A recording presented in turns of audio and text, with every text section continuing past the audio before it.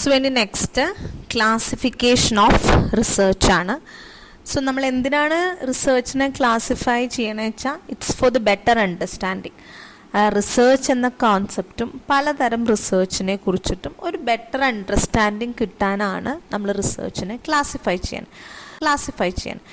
So basically അല്ലെങ്കിൽ overall ആയിട്ട് നമ്മൾ research is classified into natural science and social science. ഈ natural സയൻസിൽ ലൈഫ് സയൻസും വരും, ഫിസിക്കൽ സയൻസും വരും. ഈ ലൈഫ് സയൻസിൽ ബോട്ടണി, സുവോളജി, ഫിസിക്കൽ സയൻസിൽ ഫിസിക്സ്, കെമിസ്ട്രി, സോഷ്യൽ സയൻസിൽ political science, economics, sociology, business research അല്ലെങ്കിൽ business studies and public administration. അപ്പോൾ ഇത്രയും കാര്യങ്ങളാണ് കോമൺ ക്ലാസിഫിക്കേഷൻ. അത് purely on the basis of subject. Natural സയൻസിനും സോഷ്യൽ സയൻസിനും. അപ്പം നമ്മൾ സയൻറ്റിസ്റ്റ് എന്ന് വിളിക്കുന്നവരാണ്, സയൻസ് മേഖലയിൽ റിസർച്ച് നടത്തുന്നവരാണ്. നമ്മളെപ്പോലുള്ള ആൾക്കാർ BBA, management, politics, economics, sociology, psychology, business administration, ഇങ്ങനെയുള്ളതൊക്കെ നമ്മൾ സോഷ്യൽ സയൻസ് എന്നും പറയും. ഇനി നാച്ചുറൽ സയൻസിനെ ലൈഫ് സയൻസ് എന്നും ഫിസിക്കൽ സയൻസ്, ജീവനുമായി ബന്ധപ്പെട്ടതാണ് life science, botany, zoology. Physical science physics, chemistry. ഇനി സോഷ്യൽ സയൻസിലാണ് political science, economics, sociology, business അല്ലെങ്കിൽ management studies and public administration വരുന്നത്. അപ്പം നോർമലി നമ്മൾ ഈ നാച്ചുറൽ സയൻസിനെ ഹാർഡ് സയൻസ് എന്നും സോഷ്യൽ സയൻസിന് സോഫ്റ്റ് സയൻസ് എന്നാണ് പറയുക. കാരണം ഹാർഡ് സയൻസ് മീൻസ് അത് പഠിച്ച ആൾക്കാർക്ക് അത് മനസ്സിലാക്കാൻ പറ്റുള്ളൂ. നമുക്കൊരു സയൻസിലുള്ളൊരു സയൻറ്റിഫിക് പ്രിൻസിപ്പിളോ അല്ലെങ്കിൽ ഒരു ഇക്വേഷനോ ഒരു ഡെറിവേഷനോ ഒന്നും ഒരു പക്ഷേ കോമൺ മാനിന് മനസ്സിലാക്കാൻ പറ്റില്ല. പക്ഷേ പൊളിറ്റിക്സ്, ഇക്കണോമിക്സ്, മാനേജ്മെൻറ്റ് തുടങ്ങിയിട്ടുള്ള കാര്യങ്ങൾ ഒരു കോമൺ മാനിന് കമ്പാരിറ്റീവ്ലി എളുപ്പം മനസ്സിലാക്കാൻ പറ്റുന്നതാണ്. സോ ഇതൊരു broad ക്ലാസിഫിക്കേഷനാണ്.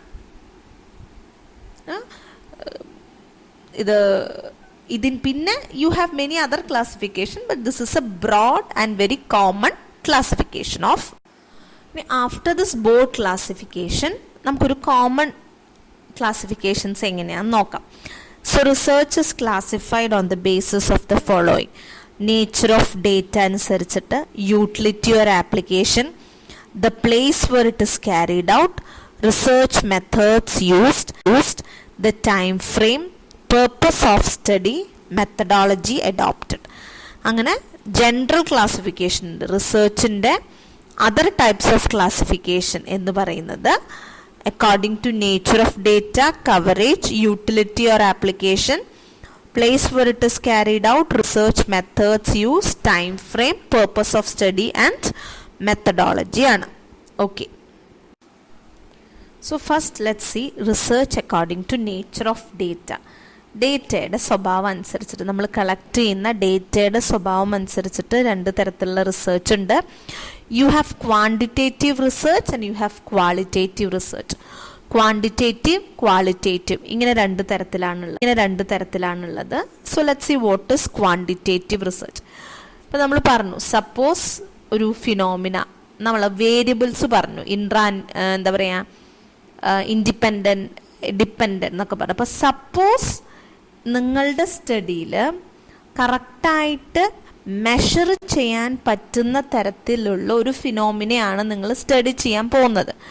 And that particular phenomena can be expressed in terms of this variables which can be correctly measured.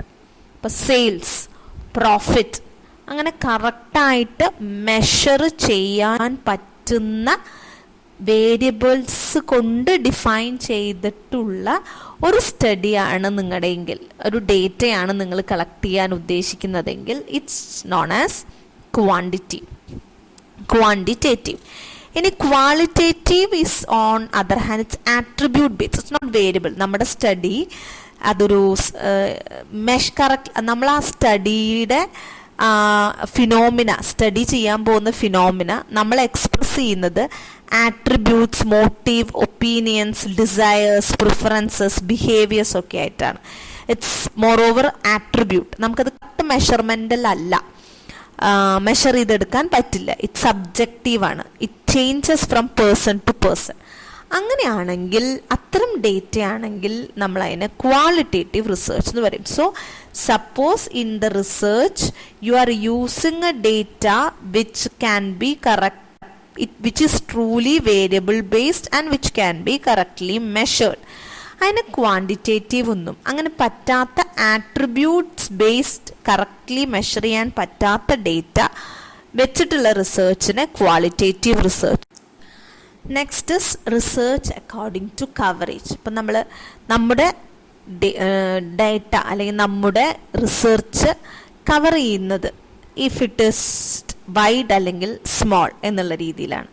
Macro studies study of whole, മുഴുവനായിട്ടൊരു കാര്യത്തിനെ കുറിച്ച് പഠിക്കുന്നതാണ്. വെറസ് മൈക്രോ, ഇപ്പോൾ research based on coverage macro micro എന്നുണ്ട്.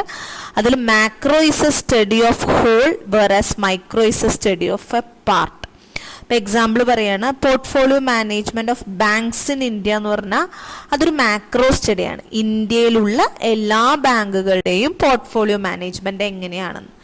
നേരെ മറിച്ചിട്ട് portfolio management of ഒരു particular SBI എന്നൊക്കെ പറയുകയാണെങ്കിൽ അതൊരു മൈക്രോ സ്റ്റഡിയാണ്. സോ അതൊരു വലിയ ഏരിയയുടെ ഒരു ചെറിയ പോർഷനാണ്. സോ അതാണ് micro macros. If it is whole or rather large, we call it as macro. If it is a small portion, it's known as. Next is according to utility or application. നമ്മുടെ research കൊണ്ട് ഉള്ള ഉപയോഗം അല്ലെങ്കിൽ ഉപകാരം, അതാണ് നമ്മൾ according to utility or research. It can either be basic or applied. So basic റിസർച്ചിനെ നമ്മൾ പ്യോർ അല്ലെങ്കിൽ തിയററ്റിക്കൽ അല്ലെങ്കിൽ ഫണ്ടമെൻ്റൽ റിസർച്ച് എന്ന് പറയും. അതിപ്പോൾ സയൻസൊക്കെ ഏറെക്കുറെ ഒത്തിരി ഫണ്ടമെൻ്റൽ റിസർച്ചസ് ആണ്, നോളജ് ബിൽഡിങ്. അതിൽ നിന്ന് ആപ്ലിക്കേഷൻ ഇല്ല എന്നല്ല, പക്ഷെ മോർ ഓവർ നമ്മുടെ റിസർച്ച് കോൺസെൻട്രേറ്റ് ചെയ്യുന്നത് തിയറി ബിൽഡ് ചെയ്യുക എന്നുള്ളതാണ്. So it is purely for the purpose of advancement of knowledge ആണ്. അപ്ലൈഡ് റിസർച്ച് അല്ലെങ്കിൽ ആക്ഷൻ റിസർച്ച് പറഞ്ഞാൽ it's like solving A problem. ഇപ്പോൾ ബിസിനസ് റിസർച്ച് ഒക്കെ ഏറെക്കൂടെ അപ്ലൈഡ് ആണ്. സെയിൽസ് ഇല്ല, കസ്റ്റമേഴ്സിൻ്റെ പ്രിഫറൻസ് മാറി, പഴയ പ്രോഫിറ്റ് കിട്ടണില്ല. സോ ഒക്കെ യു ഹാവ്, അല്ലെങ്കിൽ ബാങ്ക്സിൽ ഇൻവെസ്റ്റ്മെൻറ്റ് കുറയുന്നു, ബാങ്ക്സിൽ സേവിങ്സ് കുറയുന്നു, ആൾക്കാരുടെ ഇൻവെസ്റ്റ്മെൻറ്റ് അപ്രോച്ച് മാറി. സോ അങ്ങനെ മേ ബി ഒക്കെ സോഷ്യൽ അല്ലെങ്കിൽ ബിസിനസ് റിലേറ്റഡ് ഇഷ്യൂസിൻ്റെ പരിഹാരമാണ്. സോ അത് അപ്ലൈഡ് റിസർച്ചാണ്. ഇമീഡിയറ്റ് പ്രാക്ടിക്കൽ ആപ്ലിക്കേഷൻ ആണ് അപ്ലൈഡ് റിസർച്ച്. മറ്റത് തിയറി ബിൽഡിങ്ങിന് വേണ്ടിയിട്ടും തിയററ്റിക്കൽ ഫൗണ്ടേഷൻ ഓഫ് അല്ലെങ്കിൽ ഒരു സബ്ജക്റ്റ് ഏരിയ എക്സ്പാൻഡ് ചെയ്യാൻ വേണ്ടിയിട്ടും ചെയ്യുന്നതാണ് basic research. Next is research according to place where it is carried out. ഒരു റിസർച്ച് നമ്മൾ എവിടെ വെച്ചാണ് നടത്തുന്നത് എന്നതിൻ്റെ അടിസ്ഥാനത്തിൽ you have field studies, laboratory studies and library studies. അപ്പം നമുക്കറിയാം ഡേറ്റ കളക്ഷനാണ്. Every research is based on data. So actually where it is conducted എന്ന് പറഞ്ഞു കഴിഞ്ഞാൽ from where you are collecting data എന്നാണ്. അല്ല ഒരു റിസർച്ചർ എവിടെ ഇരുന്ന് പണിയെടുക്കണമെന്നുള്ളതല്ല, from where you are collecting data. So field studies ആണെങ്കിൽ are experiments undertaken in fields conducted in controlled settings as situation permits. Suppose ഇപ്പം നമ്മൾ ഒരു ഓർഗനൈസേഷൻ്റെ കൾച്ചറിനെ കുറിച്ചാണ് പഠിക്കുന്നതെങ്കിൽ ആ ഓർഗനൈസേഷനാണ് നമ്മുടെ ഫീൽഡ് അല്ലേ. അപ്പം നമ്മൾ ആ ഓർഗനൈസേഷൻ്റെ കൾച്ചറിനെ കുറിച്ച് പഠിക്കാൻ നമുക്ക് ഓർഗനൈസേഷനിൽ പോവാതെ പറ്റില്ലല്ലോ. സോ ഡേറ്റ കളക്ട് ചെയ്യാൻ നമ്മൾ അവിടെ പോകേണ്ടി വരും. സോ അതൊരു ഫീൽഡ് എക്സ്പെരിമെൻറ്റ് സ്റ്റഡി എന്ന് പറയാം. ലബോറട്ടറി എക്സ്പെരിമെൻറ്റ്സ് അല്ലെങ്കിൽ സ്റ്റഡീസ് എന്ന് പറഞ്ഞാൽ സയൻസ് എക്സ്പെരിമെൻറ്റ്സ് ഒക്കെ ഏറെക്കുറെ ലാബിലാണ്. സോഷ്യൽ സയൻറ്റിസ്റ്റ് നിലയിൽ നമ്മളുടെയൊക്കെ എക്സ്പെരിമെൻറ്റ്സ് അധികവും ഫീൽഡ് സ്റ്റഡീസാണ്. പക്ഷേ പ്യുവർ സയൻസുകാരുടെ, നാച്ചുറൽ അല്ലെങ്കിൽ ഫിസിക്കൽ സയൻസുകാരുടെ എക്സ്പെരിമെൻറ്റ്സ് ഏറെക്കുറെ ലബോറട്ടറി ബേസ്ഡ് ആണ്. And third one is library studies. അത് പ്യുവർലി ഡോക്യുമെൻ്ററി, ലൈബ്രറിയിൽ പോയിരുന്ന് ബുക്സ്, ലിറ്ററേച്ചറൊക്കെ, മലയാളം സാഹിത്യം, അങ്ങനെയുള്ള ലാംഗ്വേജസിൻ്റെ ഒക്കെ റിസർച്ച് ഏറെക്കുറെ ലൈബ്രറി സ്റ്റഡീസാണ്. പഴയ കൃതികൾ വായിച്ച് അതിൽ നിന്ന് എന്തെങ്കിലും ഒരു വ്യാഖ്യാനം കൊടുത്ത്. So that's it. അപ്പം അതാണ് from the place where the research is. അപ്പോൾ പ്ലേസ് വേർ എന്ന് പറയുമ്പോൾ it doesn't mean that place where a researcher is. It means that from where the data is collected, whether it is collected from outside, like you have to visit an organization, you have to visit an institution, you have to visit a school, അങ്ങനെയൊക്കെ ആണെങ്കിൽ ഇപ്പോൾ pilgrimage tourism ആണെങ്കിൽ pilgrim സെൻറ്റേഴ്സിൽ പോയാൽ തന്നെ നമുക്ക് data കിട്ടുള്ളൂ. So that ഇനി laboratory ആണെങ്കിൽ ഏറെക്കുറെ നാച്ചുറൽ സയൻസ് ഒക്കെ പ്യുവർ ലബോറട്ടറി ബേസ്ഡ് ആണ്, ലാബുകളിലാണ്. ലൈബ്രറി സ്റ്റഡീസ് പറയുമ്പോൾ സാഹിത്യം, literature, all this happens in library, ഒരു ഡോക്യുമെൻ്ററി റിസർച്ച് ആണ്. So this is another type of research. Next is research according to research method. എന്ത് മാർഗം യൂസ് ചെയ്തിട്ടാണ് നമ്മൾ റിസർച്ച് കണ്ടക്ട് ചെയ്യണത്, അതിൻ്റെ ബേസിലാണ് അതിനെയാണ് നമ്മൾ റിസർച്ച് മെത്തേഡ്സ് പറയുക. അതിൻ്റെ ബേസിസിൽ you have survey, observation, case study, experiments, historic and comparative. So അതിൽ സർവേ ആണ് വളരെ കോമൺ ആയിട്ട്. ഓൾമോസ്റ്റ് ഒത്തിരി റിസർച്ചസ് സർവേ ബേസ്ഡ് ആണ്. നമ്മൾ നമ്മുടെ ഏരിയ ഐഡൻറ്റിഫൈ ചെയ്യുന്നു, ഏത് ഫിനോമിനയാണ് ഏത് ഫിനോമിന പഠിക്കണം എന്നിട്ട് ആ ഫിനോമിന നമുക്ക് ഏറെക്കുറെ നമ്മുടെ ക്വാണ്ടിറ്റേറ്റീവായിട്ട് എന്ന് വെച്ചാൽ വേരിയബിൾസിൻ്റെ ബേസിലേക്ക് നമുക്ക് ഡിഫൈൻ ചെയ്തെടുക്കാൻ പറ്റുന്നു. എന്നിട്ട് നമ്മൾ ആ അത്തരം വേരിയബിൾസ് വരുന്ന രീതിയിൽ ഒരു ക്വസ്റ്റ്യനയർ ഉണ്ടാക്കുന്നു. ആ വേരിയബിൾസ് നമ്മൾ ഡിപ്പെൻഡൻറ്റ്, ഇൻ്റർവീനിങ്, എക്സ്ട്രാവേനിയസ് ഒക്കെ ഡിസൈഡ് ചെയ്തിട്ട് you will prepare A ക്വസ്റ്റ്യനയർ consisting certain number of question. എന്നിട്ട് നമ്മൾ സർവേ, അത് ആർക്കാണോ ഫില്ല് ചെയ്യാൻ കൊടുക്കേണ്ടത് അവരെ കൊണ്ട് അത് ഫില്ല് ചെയ്യിപ്പിച്ച് ഡാറ്റ കളക്ട് ചെയ്യുന്ന ഒരു രീതിയാണ് സർവേ.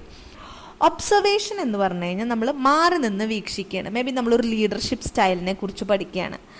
അപ്പോൾ ചിലപ്പോൾ ആ ലീഡറിൻ്റെ വാട്ട് ഇസ് ഹിസ് ക്വാളിറ്റീസ് എന്നുള്ളത് അയാളോട് നേരിട്ട് ചോദിച്ചിട്ട് കാര്യമില്ല. Are you initiative, are you introvert, are you extrovert, അങ്ങനെ നമ്മൾ നേരിട്ട് ചോദിച്ചിട്ട് കാര്യമില്ല. So what you have to do is നമ്മൾ മാറി നിന്ന് നിരീക്ഷിക്കണം. സോ അതാണ് ഒബ്സർവേഷൻ. ഇനി തേർഡ് ഇസ് കേസ് സ്റ്റഡി. അത് മെഡിക്കൽ സയൻസിലാണ്. ഇപ്പോൾ ഒരു പേഷ്യൻറ്റിന് ഒരു അസുഖം വന്നു, അപ്പോൾ അതിൻ്റെ സിംറ്റംസ് കണ്ടുപിടിച്ച് അയാളെങ്ങനെ ആ എൻറ്റയർ കേസ് ഹിസ്റ്ററി എന്നാണ് നമ്മൾ അതിനെ പറയുക. ഒരാളുടെ ഒരു ജീവിത കഥ പോലെയാണ്.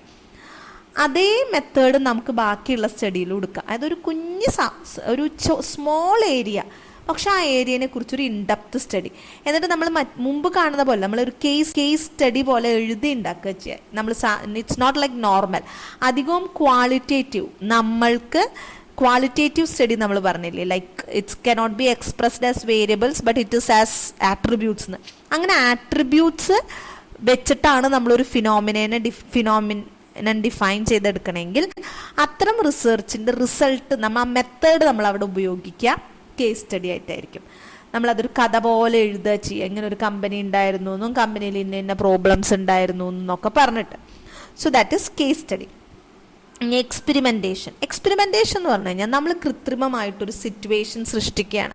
ഇപ്പോൾ ഓൺലൈൻ ലേണിംഗ്, നോർമൽ ലേണിംഗ്, ഇത് തമ്മിൽ നമുക്ക് കമ്പയർ ചെയ്യണം. ഈ കമ്പാരിറ്റീവ് സ്റ്റഡിയാണ് നമ്മുടെ ടോപ്പിക് എങ്കിൽ നമ്മളൊരു ഓൺലൈൻ ക്ലാസ് നമ്മൾ ഒരു ക്ലാസ് റൂം അങ്ങനെ ലൈവായിട്ട് സെറ്റ് ചെയ്യാണ്. എന്നിട്ട് ട്രഡീഷണൽ വേറൊരു ക്ലാസ് റൂം നമ്മൾ സെറ്റ് ചെയ്യാണ്. എന്നിട്ട് ഒബ്സർവേഷനാണ് നമ്മൾ ചെയ്യുന്നത്. പറഞ്ഞുകൊണ്ട് ഒരു ഗ്രൂപ്പിനെ കുറച്ച് മാറ്റങ്ങളൊക്കെ വരുത്തി പരീക്ഷിക്കാൻ വേണ്ടി ഒരു ഗ്രൂപ്പും നമ്മൾ കണ്ടീഷൻസൊക്കെ കൺട്രോൾഡ് ആക്കി വെച്ച വേറൊരു ഗ്രൂപ്പ്. എന്നിട്ട് ആ രണ്ട് ഗ്രൂപ്പുകളെ പഠിച്ചിട്ട് വ്യത്യാസം പഠിക്കുകയാണ് ശരിക്കും എക്സ്പെരിമെൻറ്റിൽ ചെയ്യുക. It's more like A experimental study എന്ന് പറയുമ്പോൾ ഒരു കോസ് ഇഫക്റ്റ് റിലേഷൻഷിപ്പാണ്. ഇപ്പോൾ രണ്ട് ക്ലാസ്സസ് ഉണ്ട്. രണ്ട് ക്ലാസ്സസിന് ഒരാൾക്ക് ഓൺലൈൻ സ്റ്റഡി മെത്തേഡ്, വേറൊരു ക്ലാസ്സിന് ട്രഡീഷണൽ മെത്തേഡ്. അപ്പോൾ നമ്മൾ യു വാണ്ട് ടു കമ്പയർ. അപ്പോൾ അങ്ങനെ കമ്പയർ ചെയ്യുമ്പോൾ നമ്മൾ രണ്ട് ഗ്രൂപ്പാക്കിയിട്ട് ഓൺലൈൻ സ്റ്റഡി കുറേ കണ്ടീഷൻസൊക്കെ കോമൺ ആയിട്ട് വെക്കും. ഒരേ മാർക്കുള്ളവർ, അങ്ങനെ യു മേക്ക് സെർട്ട് കണ്ടീഷൻസ് കുറച്ച് സിമിലർ ആയിട്ട് വെച്ചിട്ട് ഒന്നിനെ കൺട്രോൾഡ് ആയിട്ടും ഒന്നിനെ എക്സ്പെരിമെൻ്റൽ ഗ്രൂപ്പായിട്ടും സെറ്റ് ചെയ്ത് പരീക്ഷിച്ച് നമ്മൾ ശരിക്കും നോക്കണം, അവരെ പഠിപ്പിച്ച് നോക്കുകയാണ്. അപ്പം അതിനെയാണ് എക്സ്പെരിമെൻറ്റേഷൻ എന്ന് പറയുന്നത്. പിന്നെ historical research, critical investigation, interpretation of past events. അപ്പോൾ പാസ്റ്റ് ട്രെൻഡ്സ് അണ്ടർസ്റ്റാൻഡ് ചെയ്യാണ് ഫ്യൂച്ചറിലേക്ക് എക്സ്ട്രാപ്പുലേറ്റ് ചെയ്യാൻ വേണ്ടിയിട്ട്. So that is historical research. Comparative method എന്ന് പറഞ്ഞാൽ നമുക്കത് നമ്മുടെ ഭൂതകാലം ട്രേസ് ചെയ്തിട്ട് നമ്മൾ എന്താ പറയുക, നമ്മുടെ കസ്റ്റം എന്തായിരുന്നു, നമ്മൾ ഏതൊക്കെ what was our different stages, social സ്റ്റഡീസിലൊക്കെ ഇല്ലേ ഡാർക്ക് ഏജ്, സ്റ്റോൺ ഏജ് എന്നൊക്കെ പറഞ്ഞപ്പോൾ അങ്ങനെ ആർക്കിയോളജി അതൊക്കെ വരുന്നത് ഒരു കമ്പാരിറ്റീവ് മെത്തേഡ്. അങ്ങനെയുള്ളൊരു റിസർച്ചാണ്. പഴയ കാര്യങ്ങൾ നോക്കി അത് പക്ഷേ ഹിസ്റ്റോറിക്കൽ പോലെ പഴയതിൽ നിന്ന് പുതിലേക്ക് എങ്ങനെ ഒന്ന് ഫ്യൂച്ചറിനെ നമ്മൾ പ്രഡിക്റ്റ് ചെയ്യാനല്ല, ബട്ട് പഴയ കാര്യങ്ങൾ ഒരു ഓർഡറിൽ മനസ്സിലാക്കി വെക്കുക. അതാണ് കമ്പാരിറ്റീവ് മെത്തേഡ് എന്ന് പറയുന്നത്. ഹിസ്റ്റോറിക്കൽ എന്ന് പറയുമ്പോൾ പഴയ കാര്യങ്ങൾ മനസ്സിലാക്കിയിട്ട് you do research to understand about the ഫ്യൂച്ചറാണ്. കമ്പാരിറ്റീവിൽ അങ്ങനെയില്ല, you just understand what happen past. അതൊരു സിസ്റ്റമാറ്റിക് ഓർഡറിലാക്കി വെക്കുന്നതിനാണ് കമ്പാരിറ്റീവ്. ഹിസ്റ്റോറിയൻസ് ഒക്കെ ചെയ്യുന്നത് കമ്പാരിറ്റീവ് മെത്തേഡാണ്. So that's it. അതാണ്